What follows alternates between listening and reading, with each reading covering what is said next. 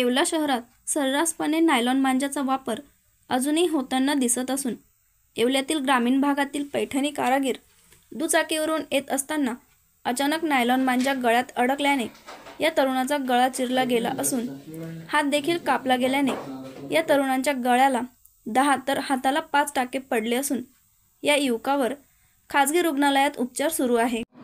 Aniruddha multi speciality हॉस्पिटलमध्ये नरेंद्र सुनील मोरे वय वर्ष 18 हा तरुण येवल्याकडे येत असताना रस्त्यावर त्याला मांजाने त्याचा गळा कापला असून त्याला अनिरुद्ध हॉस्पिटलमध्ये त्याला टाके टाकण्यासाठी आणले असताना त्याला गळ्याला त्याला टाके कमीत कमी 10 टाके पडलेले असून उजव्या हाताच्या बोटाला त्याला 5 टाके पडलेले आहेत। तर त्या पेशंटवर उपचार चालू असून पुढील तपासणी आणि त्याचा उपचार आपण व्यवस्थित करूया।